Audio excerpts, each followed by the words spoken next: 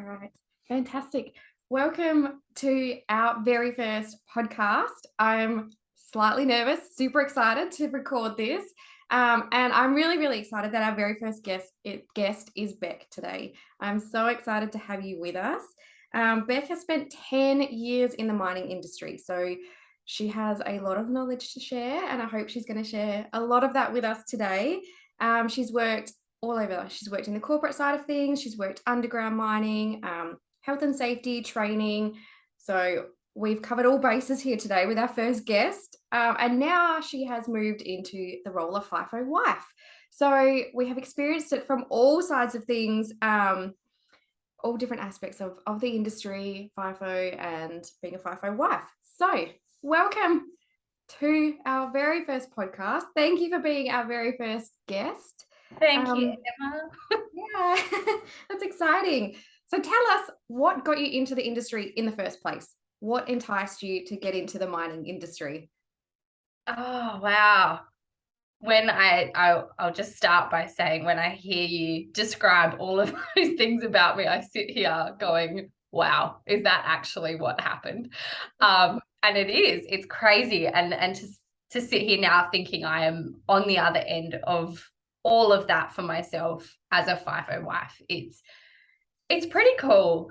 So I guess the thing that really had me start in the mining industry, I couldn't even tell you exactly what year it was, but I was 17. And I remember working in the ag industry, and at that time, like a lot of the people I'd grown up with had started moving into these, exciting, high-paying FIFO jobs and roles, and they'd be coming home and things looked pretty flash for them. It was quite exciting for myself as a young woman to be around a lot of people that were stepping into an industry that was providing a lot of education, great financial backing, and support for young people that hadn't necessarily gone on to be tradespeople or had too much of a career in mind. So that was really like a massive starting point for me, and where I saw the attraction in stepping into an industry that was really supporting young West Australians in a really positive and impactful way.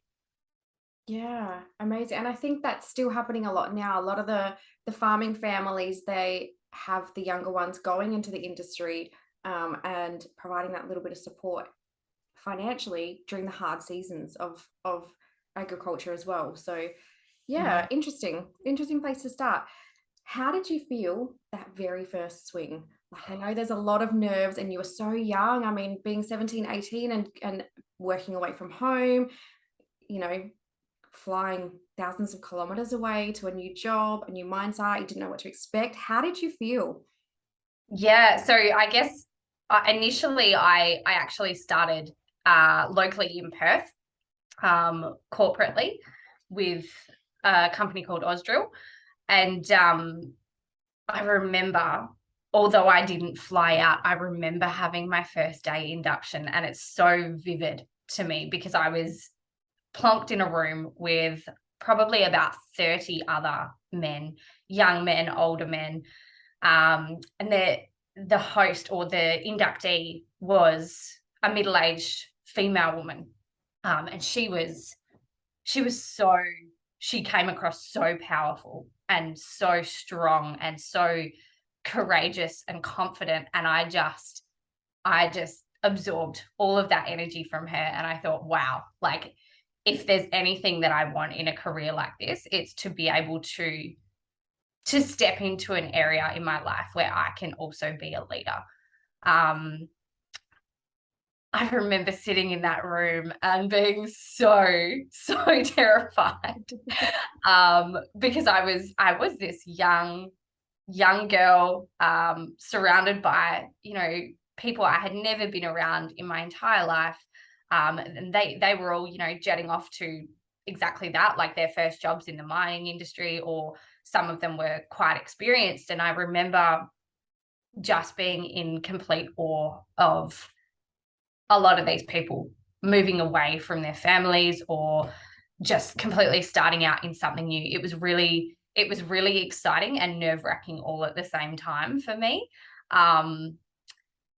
That I think that induction process went over the course of 2 days, and just the amount of knowledge that I gained and learned from being an outsider to the mining industry and then getting a small taste of the reality of it was honestly like mind-blowing. And I knew in that moment that it was an industry that I wanted to build my career and become incredibly passionate about in moving forward. Yeah. Oh my God. Yeah, And were you the only female that was being inducted in that session? I was the only. Yeah. Yeah, How nerve-wracking to be the only one, so young, like so brave. I don't know. yeah.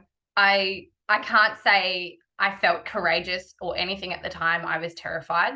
I knew that it was something that I was craving. So I was prepared to put myself out there to go for what I wanted.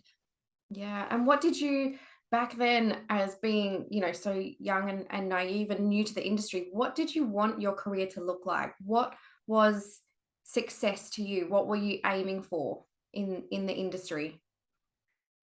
I'll be completely honest, back then I had no idea. And I reflect on this a lot these days, where I hear a lot of people get started in the mining industry and they'll put a time limit on for themselves, or like a financial goal or something like that. I never actually had one. I never had one. I just knew that this was a pathway to help me maybe buy, I'm 17, wanting to buy like my first car.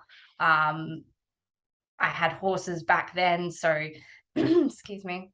So anyone that's watching this or hearing knows that horses are really expensive. So to be able to financially be able to afford the lifestyle and life that I wanted was really, really attractive to me as a 17-year-old girl. And I guess to almost be seen as like I'd left school in year 10, and I'd had so many people in my direct circle say to me, oh, like if you don't go and do something, you won't ever go anywhere. And I always knew I would go and do something. I just never had quite found that thing that I wanted to do. So I really wanted to turn the mining industry into something, for me as a very young, ambitious woman, into something that could sustainably help me to grow personally, financially, professionally, and provide a really long-term healthy career. Yeah. And I mean, 10 years is a long time to be in the industry. So you have had a lot of success in the industry. Now, I know you worked underground for a while. How was it working underground? Because the thought alone absolutely terrifies me. I don't know that I could ever survive being underground. What was that like when you went from being, in offices and working the corporate side of things to being underground? How was that change? It was something, again, that I had craved for a long time. So going from the corporate space, I'd moved into the business development side of the mining industry. And I remember going to various sites across the gold fields, and my clients, they were all underground clients. So being able to relate to them was really difficult, because it wasn't something that I had experience in. I knew bits and pieces of it, but I found myself really feeling like I was almost failing in what I was doing as a career woman at this point. And so stepping into an area of my life where I went, you know what? If I'm going to pursue this career any further, I need to know from the ground up. And I can speak on behalf of being someone who has worked underground. Like a lot of us, and even for surface operators, a lot of us would, see people working in external roles, I guess, to directly being in the mine or things like that. And we would almost second guess what they actually know, because they're not physically there doing the job. They don't actually know the tasks of what we're doing. So for me, I had already pre-framed that in my mind, and I thought, if I can go and do the do in the way that my clients have done it, I will then be able to come back one day and be really powerful in what I'm doing in business, and helping this industry to thrive and continue growing. So stepping my first time going underground, it was actually a client took me down, and I remember just being like mind blown. You know, like I thought underground was going to look like, I'm trying to think, one of the cartoons that it might be Snow White. This is crazy, but you know, the little gnomes that like has a little underground mine. I literally thought, from my age, right? Everyone's walking around with a pickaxe down there. Yeah, I assumed, and this is literally like, I guess, what I had pre-framed in my mind, that, you know, there'd be guys down there with a little light bulb on their head, and you know, little tiny tunnels, and I didn't know. Like, I literally had no idea. And I remember sitting at the portal at a mine site in the goldfields called Darlow, and thinking, what the hell am I about to do? I'm about to go in this car with this, you know, like with this guy down a rabbit hole that was, you know, like the size of something that can fit quite a big truck down. Driving down there, like, you know, the first few meters into the decline, thinking, holy crap, like, am I scared? Am I okay with this? Like, what's going to happen? Like, are the backs going to fall in? So the backs are like what we call the roof of the tunnel. And as we got, you know, further and further down the decline, I just felt this sense of excitement and adrenaline, going, this is like cool. And anyone that has been underground and likes it knows what I'm talking about, because it's almost something that gets into your blood. And pretty much from that moment, I fell in love with the underground mining environment and a lot of the people that were in it. And I can't speak on the behalf of surface mining, because I haven't had a big role in that at all in my career, but very tight-knit and close teams in underground. And the communication has to be, obviously, you know, you've got to be onto it, because there's shit going on in all kinds of places. And yeah, you can't hear a lot either, which is it makes things difficult. So exciting to answer that question in a really long way. Yeah. No, but it's interesting to hear someone that loves the underground, because I know a lot of people, male and female, that have tried underground mining and it just wasn't for them, and they just couldn't do it, and it just changed their mental health, and they couldn't cope, and they back out up onto the surface again. Yeah, because it is very different. Like, it's not, I don't know that it's something that just anybody could do, being underground. So yeah, I can see that a lot. And I did see that a lot towards the end of my career, working in the training and OHS department, you know, taking people for their first time underground, going from the girl that was, you know, first taken underground to then taking people for their inductions underground. And watching the body language in people, I think it was quite interesting to me. And I learned really well how to gauge how people were going to be okay with doing this or not okay with doing it. And I completely resonate exactly with what you've said regarding mental health. I think there's various different aspects to why that can occur, but I truly believe, like, if you're down a deep dark hole all day and not seeing the sunlight at all, it definitely has got an effect on things going on, not to mention sleep and fatigue and all of that, but that's a whole nother topic for another podcast. But yeah. It is interesting. Now, there comes a point where things started to change for you in the industry. How did they change, and when did did it start to change? Was it when you finished being underground? Was it being in the corporate side of things? What was the change, and when did that sort of come about for you? Yeah, so there was an aspect of things that always go on through jobs, different jobs and things across my career. And I think that's fair to say that without, dimming the light on any of it, it does happen in every workplace. But quite early on, I actually started experiencing some quite severe bullying and harassment and sexual harassment and things like that.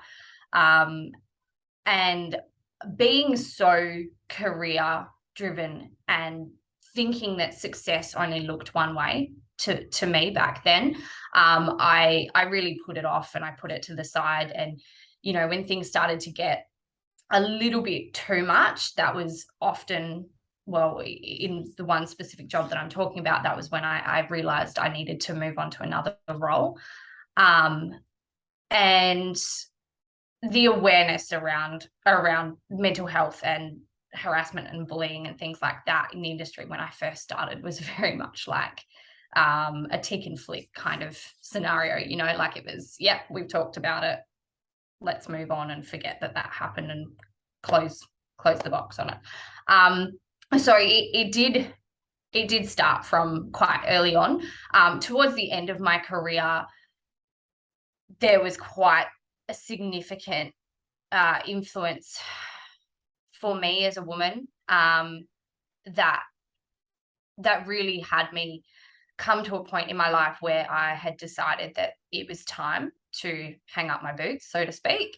And that was when I was in the OHS department. And I actually had not long started the job, but not long after starting the job, I found out that I had fallen pregnant. And the language and the energy that changed around my work colleagues and the company I was working for at the time and the environment. And I was a contractor, also the client. There was a significant change towards me as a personal change and as an individual, not as a professional. And things started to become quite difficult. Situations became more and more difficult for me. So I wasn't able to work underground being pregnant. So I was in a position where I really did a lot of study for myself and got educated around what kind of rights I had as a pregnant woman working in the mining industry.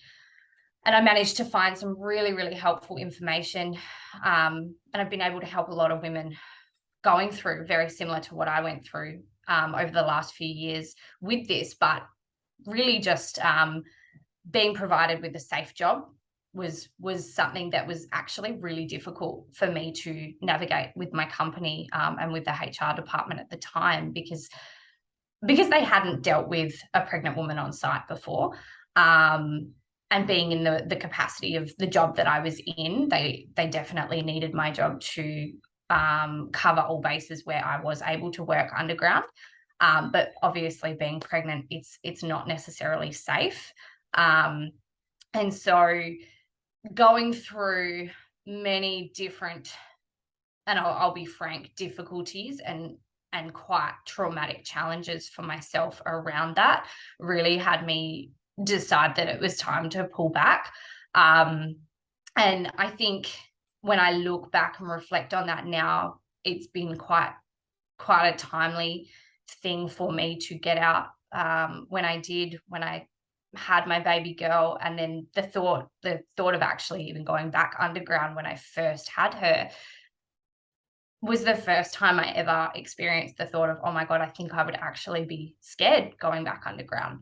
I mean, fast forward to now, and I don't think I would have that same fear, but any mums on here would know that like we everything shifts for us when we become a mum. So it was quite timely, but yeah, definitely the most challenging part of my entire career was being a pregnant woman working in the industry and feeling quite alone. That was very difficult very, very difficult for me mentally, because it hadn't been something I had ever come across in my career. Not many women were working in the industry when I first started. A lot more were when I finished, and that was great. But yeah, it felt very isolating. So Yeah. yeah. Yeah. So you mentioned, not just when you got pregnant, but earlier on having harassment and bullying and things like that. Did you find any support available through either your company or externally for what you were going through on site? Was there any support, um, anywhere that you could go to get some support, some help? Or did you have to spend hours and hours trawling the internet trying to find someone to help you? Yeah, look, in the first scenario when things started to happen, there was absolutely no support at all. I found myself in a really poorly state mentally.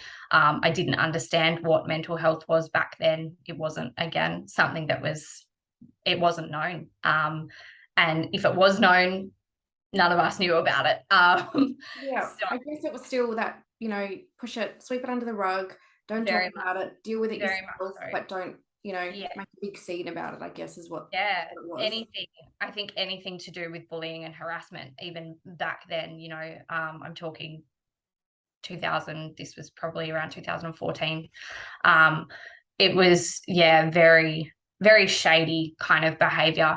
And I actually remember leaving that role and feeling so, so frightened at the potential of what my future was going to look like in the industry, because it's such a small industry and people talk. And I remember fearing what people would think about me, because I had left a company where I was being harassed in a really unhealthy and dangerous way.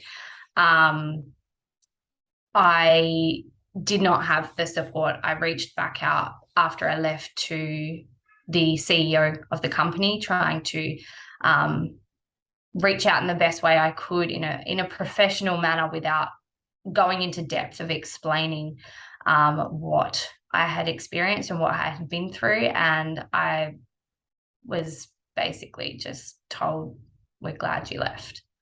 And that was actually really, really bloody hard to hear. Reflecting back on that now, I think exit interviews had just sort of started becoming a thing in corporate business. And I remember the day doing my exit interview, and I had to sit at my boss's desk while he sat behind me watching me and what I had to write on the exit interview. And I wasn't able to disclose any of the information about what had actually happened in my job in that time.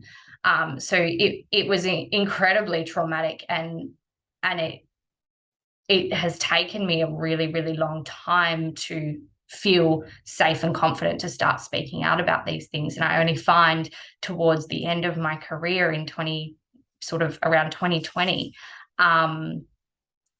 when we started seeing a lot more of the resources coming out, like the FIFO project, and like a lot more people speaking up about mental health, that I felt, oh my God, like I feel a lot more empowered now to actually start talking about the experiences of a career that I was so passionate about, but also so damaged by.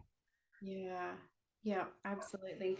And would you say, so other girls that we've spoken to have said, when the bullying has happened, when the sexual harassment has happened, it's become a case of just moving that person on, from moving them from site to site, rather than, taking it further, or, it becomes, just shifting them from site to site, just moving the problem rather than trying to eliminate the problem. Did you feel that back then as well, that it was just move them on so that, there's no arguments and they're just quietly moved on to a different site? Yeah, definitely. I would say more so that the problem person is the one that's moved on. All right, yeah. So the person speaking up, making noise, I guess you'd say. Yeah. Yeah. And then, I mean, I'm a classic example of that, the person that was forced to move on quite often. And I used to really think a lot less of myself for that. I used to think there was something seriously wrong with me because I couldn't keep my mouth shut, or and as much as I was keeping my mouth shut, I felt that I was not normal. I thought I was different, and I thought that I was less, and I thought that, the next job I was going to have to go to, people would be looking at my resume going, well, why did you leave here? And that person's really good. I know that person that, is the big boss of that place or that wine site, or what happened? Like, why are you the one that, like, is always changing jobs or having to go places? Like why are you the problem? Instead of looking at it like, where is the problem? What's going on, and how can we fix it? That hasn't, or wasn't, something that I had seen a lot of in my entire time through the industry. And I know for a lot of the women now, they're still experiencing that kind of behavior. As much as it is on the move, and things are changing, I'm led to question, like, I'm a few years out of the industry now, and how rapidly are these things actually changing? Like, are they actually changing fast enough to keep up with the demand that we need to have on, like, for presence, for employment in these roles and things like that, And I think there's a difference between a company having a policy or having it on paper versus implementing it and actually putting it into place and helping these people. You might have a mental health policy, you might have a bullying policy, but is it enforced? And are they actually doing what they say they have? They can advertise, they have a great bullying policy, or different things. There's like whistleblower clauses in different things now, but are they being followed through on? And yeah. I mean, I can't speak for the current circumstance because I'm not in it, but for the time that I was in it, I spent a portion of my time writing policies and procedures, and I remember sitting at my desk one day thinking, what a load of shit this is, because we're not actually going to follow through on any of this crap. Like, let's just make it look pretty, and having, I guess, the integrity in myself for justice and for things that are, just being a decent, good human or doing the right thing. Like, I personally carry those values into my professional career as well. And I think it was always a battle of me against a company, like my values always coming up against a company and their values. And that's not every company. Like, I worked for some really good ones as well, but in the circumstance that we're talking about here, circumstances, it was really quite conflicting. And again, took me back to that space of going, what the fuck is actually wrong with me? Because I just can't conform to this, like, let's just hide it bullshit. Yeah. And it becomes, that your self-worth and everything is called into question when you're the one that's having to move on to a different job. You're the one that's having to, move mine sites. You're the one that's having to make all the changes, and you just want to do your job and get on with your job. And it's like, you're making too much noise, so you're the problem, we need to move you on.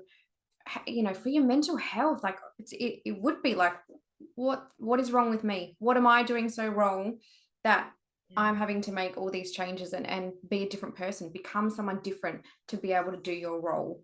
Yeah, definitely. That's exactly, like, you've hit the nail on the head. Becoming someone different. Yeah. Each job was something that I had to do simply to survive. Yeah. It's not nice. Not nice at all. What support, like you mentioned that things are changing in the industry, obviously. with more women coming into the industry, what changes, what support would you like to see? What is something that you think would actually make that difference for women? The support, a policy, support, a program. What is it that you think that you would like to see? Oh, so many things. So many. The list is as long as my arm. But I have to say, knowing now what I know, I personally find seeing external sources to the industry, like the FIFO project, like the Facebook groups that we have in place to support women and men. Yeah. Men is another topic that I would love to have a conversation about one time with you on this, but having those external resources and people that have actually lived and breathed this industry and have gone through the absolute ringer of it,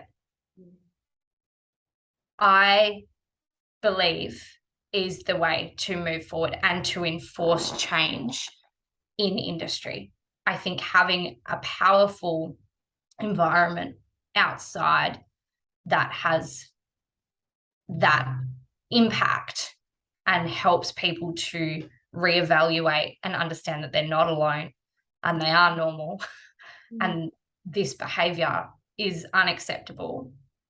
I think that will empower people from the external side to know that their jobs are safe, that they can go back to work, that they can get on the plane, and that they can be safe, happy at camp, at site, whatever it might be, just to have that external support and not necessarily from people that they even know. I think that external support is important because we're not bound by company policies. Correct. We talking to women in the industry, they're bound by their company policies. There's only so much they're allowed to say. There's only so much they're allowed to do.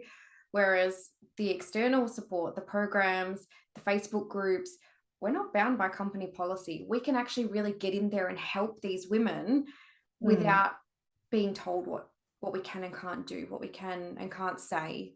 Yeah.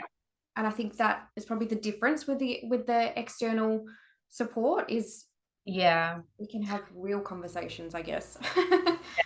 And I think ultimately, like, I would love to see, and I'm seeing it more and more, thank goodness for social media, like from someone who, you know, was not a social media fan to now completely converted, like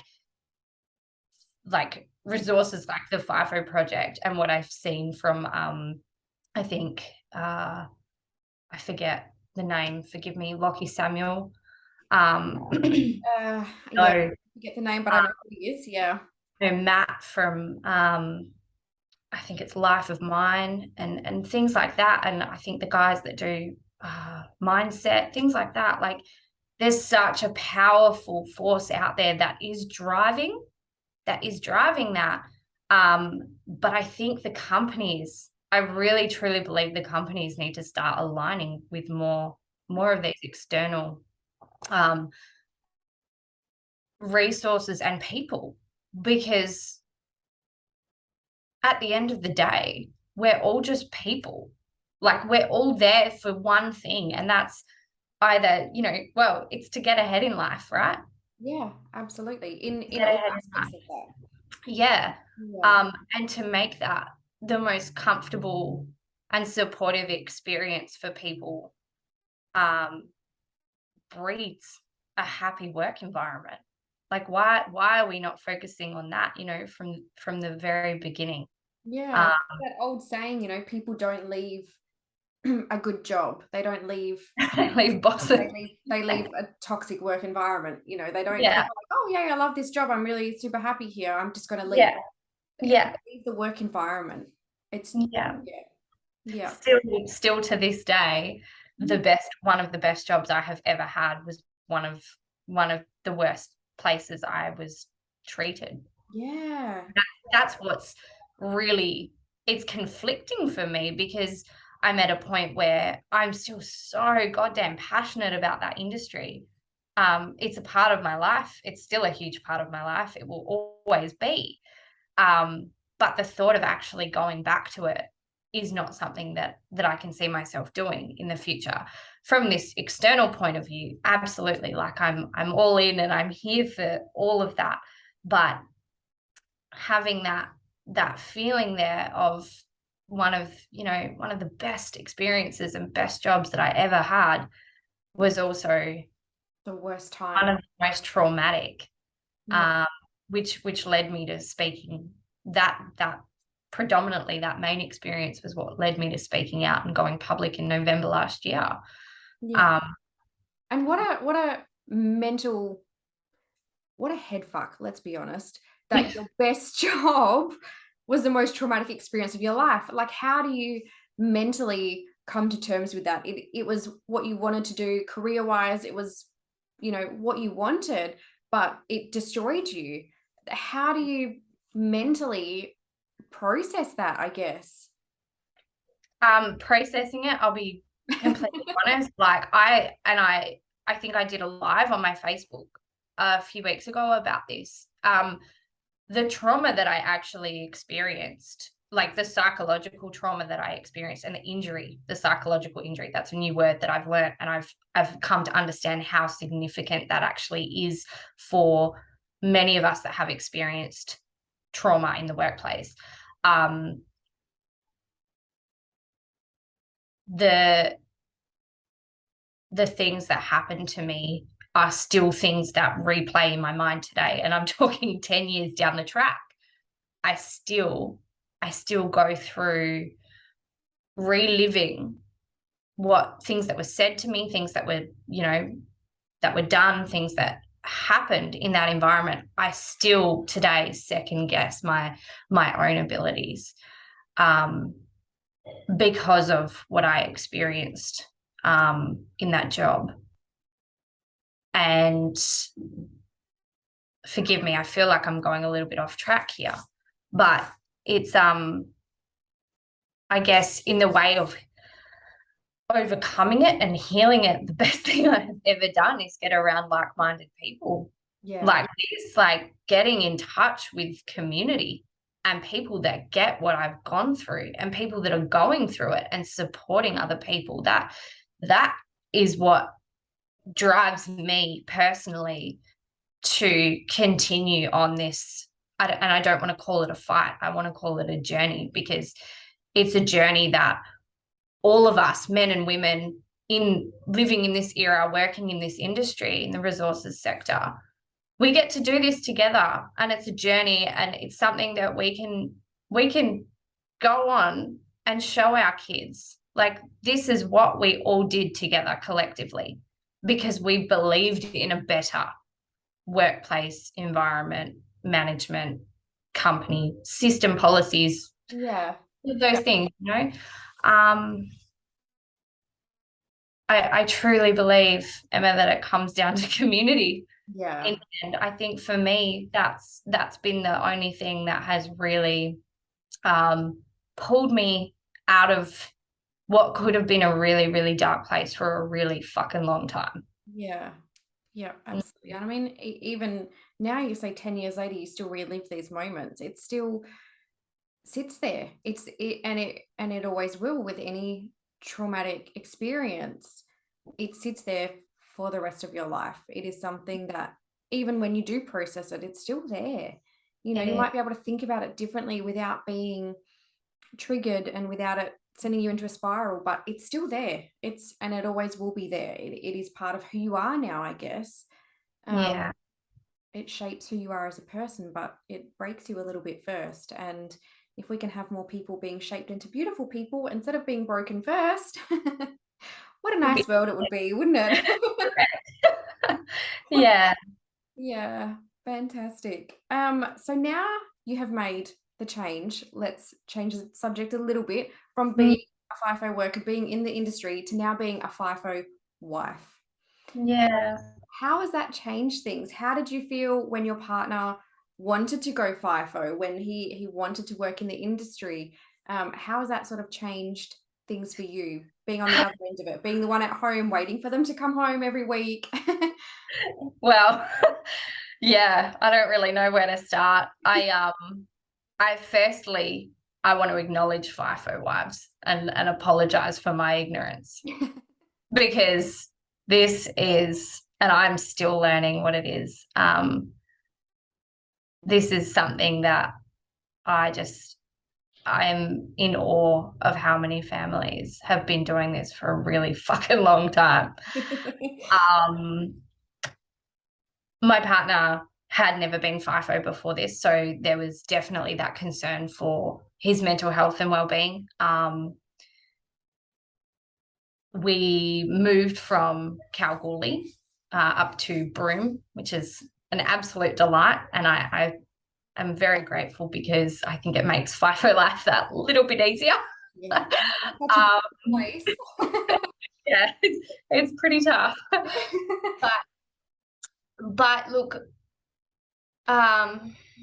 navigating it, moving from what we've always known as drive in, drive out, or week on, week off, and whether that was him. Sorry, he worked a residential role in Kalgoorlie, so he was home every night.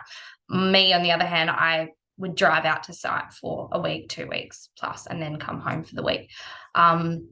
So navigating that shift and that change, it's been really interesting. I think there's an aspect of gratitude from his point of view because I've done what he does. I understand what he's talking about, so he can come home, and we can have conversations about it, and I feel grateful that I am able to provide that kind of support for him. And I imagine for the women that haven't worked in the resources industry, it would pose quite a challenge trying to understand and learn what the environment out there is actually like. And that's something I actually want to start talking a lot more about, because I've connected with a lot of FIFO wives recently, and there's like that real gap between what is actually going on out there versus what is going on for them when they come home. And I've got to live and breathe that myself. So I get that understanding. Navigating it for myself as a mum, it's an absolute head fuck. I don't know how anyone does it. He comes home, and now I'm going to complain. He comes home, the routine's just completely shit. Like, I've got a 2.5 and almost 1-year-old. Like, our life is chaos, and then he comes home. Let's just forget that anything even has a pattern, or that they eat a certain way, or that they go to bed at this time, and it just is non-existent. They're out there screaming right now and playing, and it's lovely. Yeah. It's It's almost like living 2 different lives and 2 different routines, though, isn't it? Like, when they're away, you and your kids are in this one particular routine, and everything just seems to work and flow, and you seem to have it all together. And then they come home and everything just goes to shit, and you're like, oh my God, it's chaos. And then they go again, and then you get back into routine. Yeah. I live the FIFO wife life myself, and it is, I don't know how people do it. I really don't. It was chaos at the best. Yeah. I feel like let's revisit that question in 12 months when I've settled into it a bit more. I mean, he's been doing it for just over 6 months now, and he's on a 2 weeks on, 2 weeks off roster, which is a fabulous roster. Just incredibly disruptive. And I mean, it's lovely to see him come home and be in his element, and us get to live in this beautiful environment where it gets to almost feel like we're on holiday, when he comes home. And that was ultimately what we wanted, by making the choice of moving here. But what a challenge. Yeah, it's not something I can call myself an expert or even know much on at this point. It's a challenge mentally, and physically, emotionally, relationship challenges, the whole lot. It's and it's a very new set of challenges too, isn't it? Navigating a relationship with children while they're away for half the time. And yeah, very much so. Yeah. Were you nervous when he went away, when he decided to do FIFO? I mean, you hear a lot of the horror stories, obviously, in social media about the cheating and the two families and the just the way that I guess blokes in general. I mean, I guess you've lived in an agricultural town as well, so it's same similar thing there. You know, when you get a group of men together, the way they speak about women and the way they speak about families and sort of the disregard for anyone's feelings in general, I guess, man, woman, or child, when I'm they're really together glad. like that. How did you cope with him going into that sort of space, I guess? Yeah, I'm glad that you've asked, because it's something I didn't ever involve myself in the conversations, but I used to hear them a lot, and it was Yeah. quite confronting for me even back then, before I was, maternal, motherly, not completely self-absorbed as a teenager or early 20s. um, I I remember thinking how bizarre it was hearing these guys talk about their wives and their partners and their kids and their girlfriends and their family members in a really awful way. And I guess I just want to highlight the fact that not all guys do this. Yeah. Um, because and I'm bloody lucky, because I know my guy doesn't. I know for a fact he doesn't engage in that kind of conversation. Um, he I have physically worked with him. We used to work on the same mine site together. So I guess I got to kind of have that bit of a view of what he was like, before we fell in love and did the thing and all of that. But the concern, and it's something that he and I have actually talked about quite a lot, because we have actually had some very close friends of ours that this we have both experienced Yeah. this, in a mine site environment, when they're away from the family and they're talking and they're all having a bitch and a moan, and albeit we all do it, we're human, when it becomes too much. And I know for my partner, he just doesn't engage in the conversation at all. But I know there have been circumstances where he has actually said, hey, like, that's actually enough. Yeah, I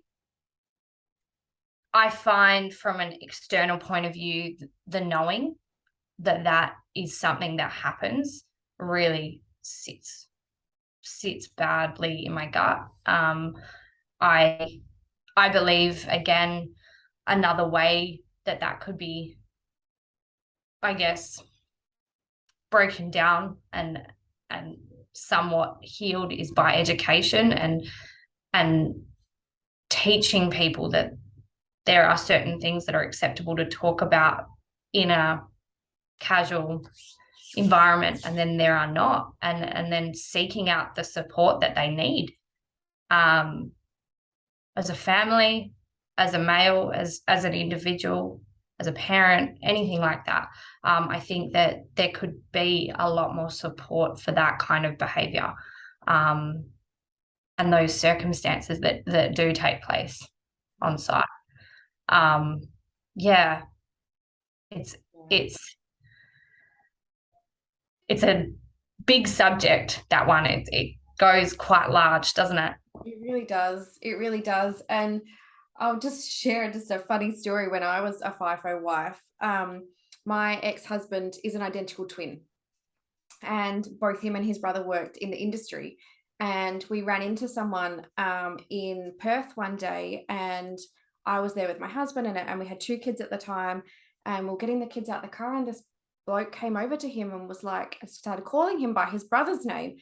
And he was looking at me and looking at the kids, and my ex-husband used to answer to his name and his brother's name. It was a weird twin thing. They had this, that he just answered to anything. So he was talking to this guy, and then they realized, and he was looking at us, and I think he thought that he had, his my husband, my brother-in-law at the time just had a girlfriend. He wasn't married, didn't have kids, and he was looking at this person that looked exactly the same with like a wife and kids, and he was like, you could see this guy's face was just like, oh my God, what's happening? Is this person have a girlfriend on site and then a family at home in Perth?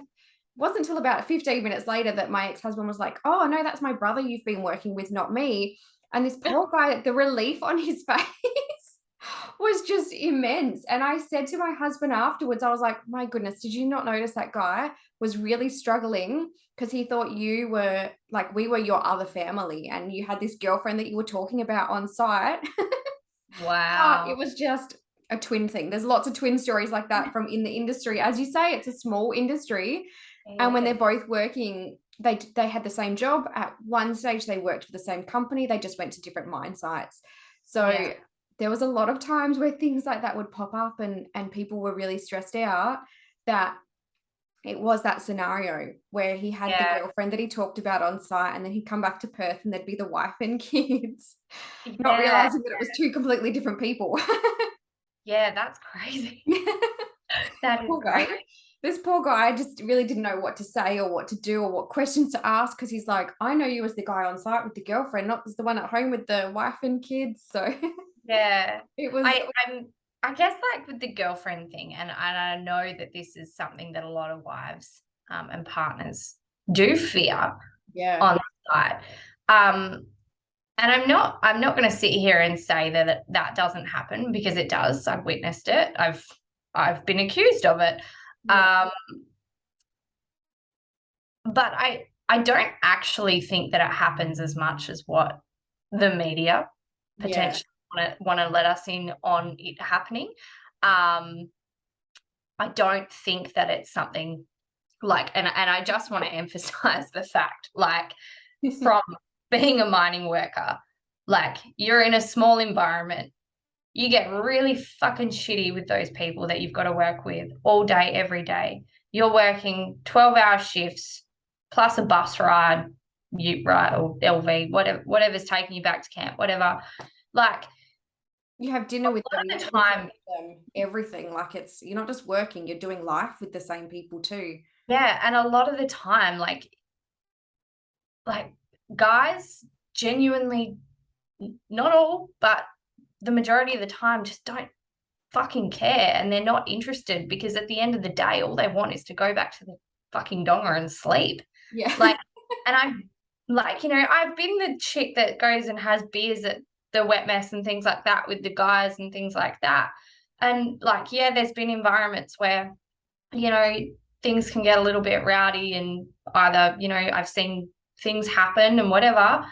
But I'm not really, I'm not going to ever be the person that says it's a common thing Yeah. for that, the double relationship kind of thing to happen.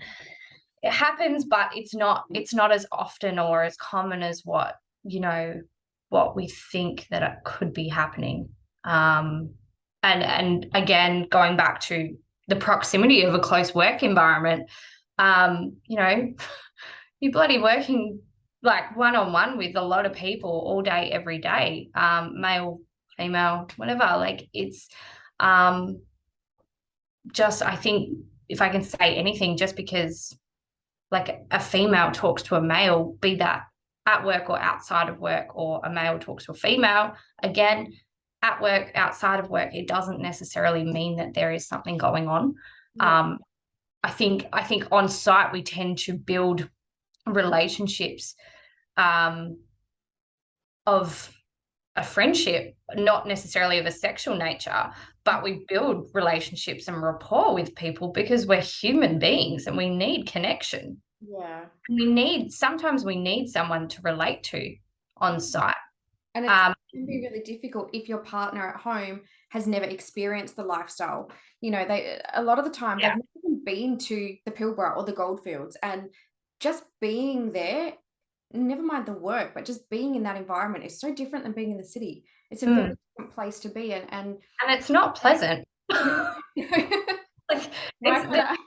there's no parties going on, no matter how much they try to make it sound like it's pleasant or fun. It's not. Yeah. Like, there's no aspect of, I don't know, a night out at the casino or anything like that. Sure, like people have birthdays and we have Barbies and shit like that. Like, Yeah. for whatever while we're on site, like that happens.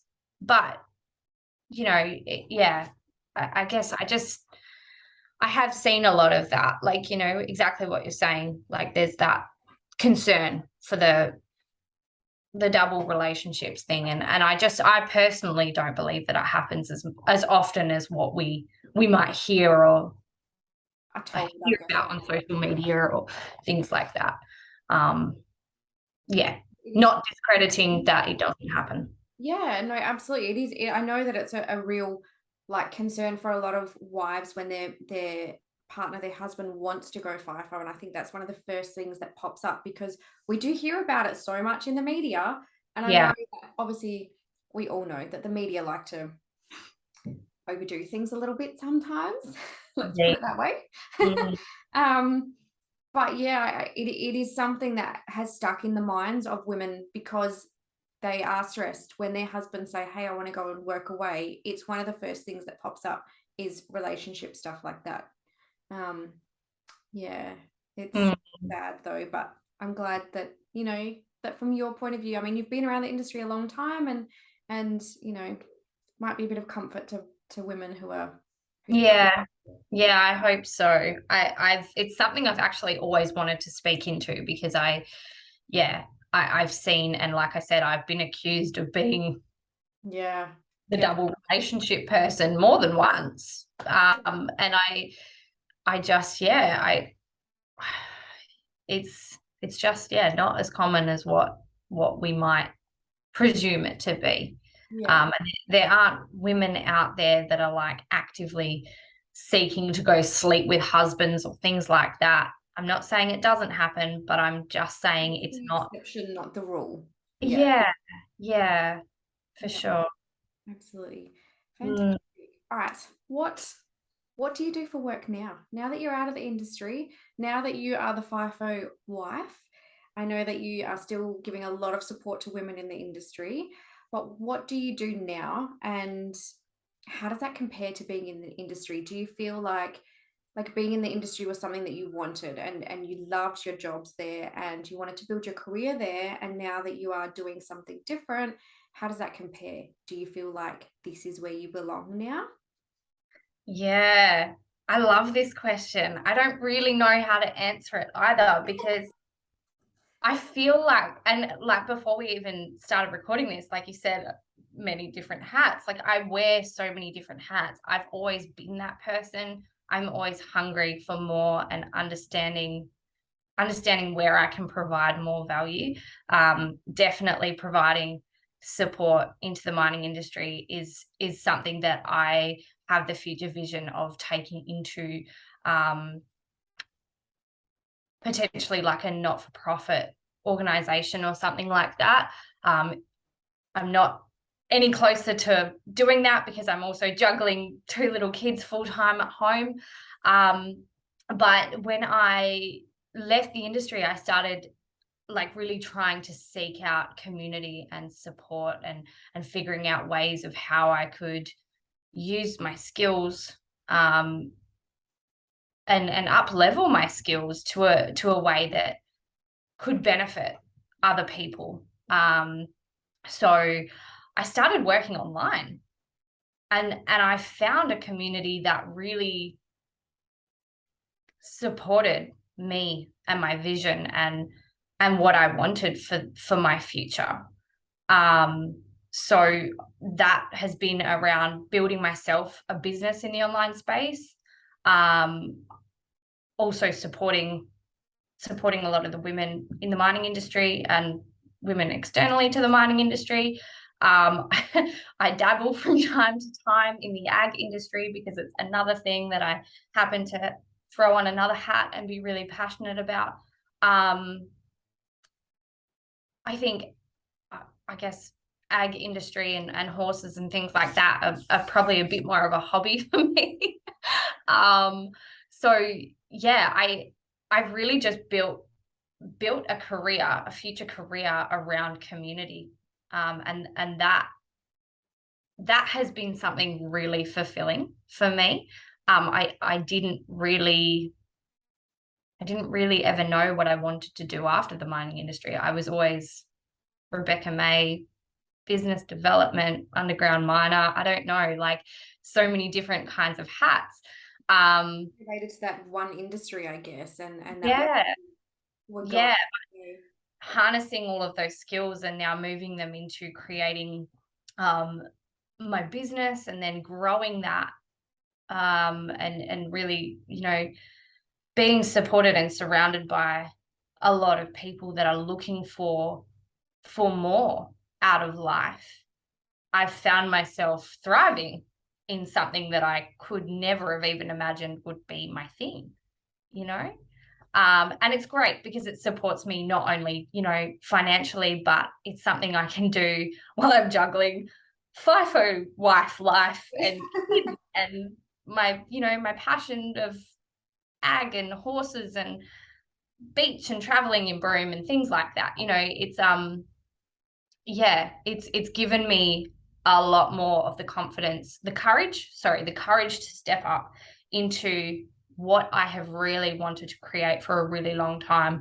And that really comes back to this, Emma. Like I said to you, I think before we jumped on here as well, like speaking into the industry from an external point of view has been something that I have wanted to do for, I could hand on heart say at least the last 8 years of my career in it. I remember, I mean, I didn't know what podcasting was or anything like that back then, but I remember thinking one day I want to feel confident enough to be able to stand up in front of the men and the women of this industry and speak my truth authentically and share my values and thoughts on how we can improve things and how we can do things better and differently moving forward, and how we can create financial sustainability and support in other areas. And I guess and we've had this conversation before, I'm grateful to COVID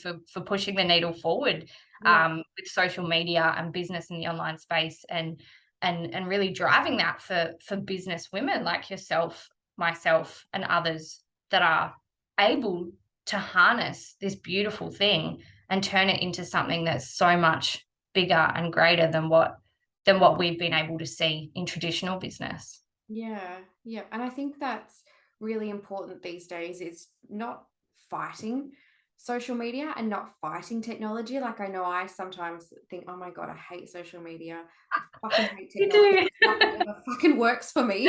I Yeah. cannot get a computer to do what I want to save my life. But rather than fighting it, it's not going to change. We need to embrace it. And if this is how we can reach people, and if this is how we can build our communities, if this is how we can make change, we need to embrace it so that we can make that change. We can reach those people and just know that this is a different way. It's a different world. It's a different way to reach people. But my goodness, we can reach so many more people in the online space. I work with girls all over Australia, Yeah. and we have the ability to do that when we work in the online space. So, Well, you and I would never have connected unless it was unless we didn't share that common, I guess, thought of this is what's happening moving forward. yeah, yeah, Like I am you, like I'm the girl that I can't usually even get a Zoom to work. Like I can barely figure out how to turn on my stupid laptop. Like I'm not that person, yeah, but instead of fighting it, I've decided to make the change and learn a new skill, and harness it and implement it in areas that um, I can see that it's needed. yeah. And now I've sort of, flipped the coin on that and gone, oh, I'm quite fond of this. Yeah, yeah. Yeah. It's learning, it's growing as a person, instead of just, in all aspects of our life, instead of just being completely against it. It's being open to it, and Hmm. realizing that the world is not going to change. I'm just going to get older and worse at technology, but we're going to try our best. I feel so old when I say I can't work this thing, but embracing it and using it to reach people and to make a change, yeah, Yeah. yeah. Yeah, it's really beautiful. It is. Some days are not so beautiful. I have days where I want this laptop to go out that window, but we have worked through most of our differences. I love that. Love that. Every day is perfect, you know. Yes. Yeah. Gosh. All right. To finish up this beautiful first podcast, what advice would you give to girls that want to get into the industry? What would you say to them before getting into the industry, before their first swing? What would you tell them? Oh, I love that. I think I would love to just say have the courage, despite all the shit that we see, despite the story I've just shared, despite the stories you've heard your cousin or your brother or any of that. Like, you know, there's a lot of negativity around the industry, but there's a lot of positive stuff that is happening within it. And I truly believe the way forward is that more women come together in that industry and really start building out these communities, because it's an industry that has the potential to really take a lot of people really, really far in life. It's so funny.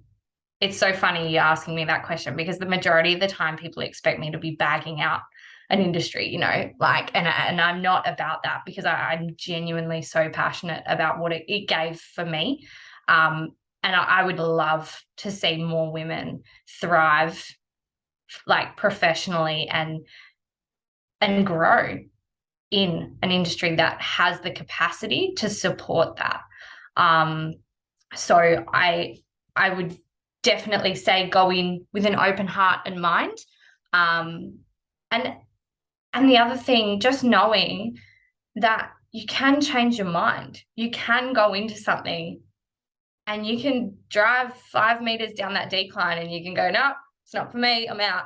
That's or fly that, and you can go, you know what, this is just not for me and I'm out. And you're allowed to do that, and you can do that unapologetically, and just be okay with changing your mind if it's not for you, or if it is for you, and changing your mind about what career path in it that you want to take, because it is like limitless to what you can do. I mean, before I finished up, I was looking into going into mining engineering. Like you guys, I don't have like any kind of, you know, fancy degrees or anything like that, but I had built my career and my knowledge up through my time in the industry to support myself enough, and my education to go on and have recognized prior learning as a mining engineer. And I didn't finish school, and I didn't, like I said, I don't have all of the, you know, the big wig like names or titles or anything like that. I think if you can have the courage to try something, then just have a go. Yeah. Mm. I love that. Great advice. Have the courage and be okay with changing your mind. I think that's really important. Some people feel trapped because they've set themselves a goal, a financial goal, a career goal, and they feel trapped by that goal sometimes. And yeah, knowing that it's okay to change their mind and just be, you know, I'd be the one, I'd get 5 meters down and I'd be like, I'm out. Take me back to the sunshine again. Yeah. And 100% that's completely okay. Like I had that happen with many people, and it's fine. And, you know, the majority of the people who do work in the industry genuinely, they want to see people doing what's right and what's best for them. Yeah. It's not an industry full of, like, you know, assholes or anything like that. Like, some of the best people I've met in my entire life have come from the mining industry. And yeah, I think there is a lot of room for improvement, but there's a lot of room for people who are coming in passionately ready to start making changes in their life and in an industry, and be a part of something that is shifting. And you know, 10, 20 years down the track, to put your hand up and to be able to say, well, I was a part of that. Like, that's cool. Yeah. That's bloody cool. Yeah, it is. It's Mm. amazing to be a part of something so big and something so that has the potential to have so much impact. Yeah, definitely. Definitely. What a beautiful note to end that on. Yeah. All warm and fuzzies. Yeah, absolutely. I'm like, oh, I feel loved now. It's Thank you good. so much for joining us. Thank Thank you. You have like mountains and mountains of knowledge, and I think you have seen a lot from all sides of the industry. And yeah, what a beautiful person to start off our Oh, podcast with. thank you. I'm so grateful. And I feel like those mountains of knowledge, as much as I haven't recognized that in myself, I can now feel like I can actually provide some value and give something back that I genuinely want people to absorb and yeah, gain for themselves going forward. It means the world to me. Oh, I love that. Love it so much. Thank you so much for joining us. Thank you, my love.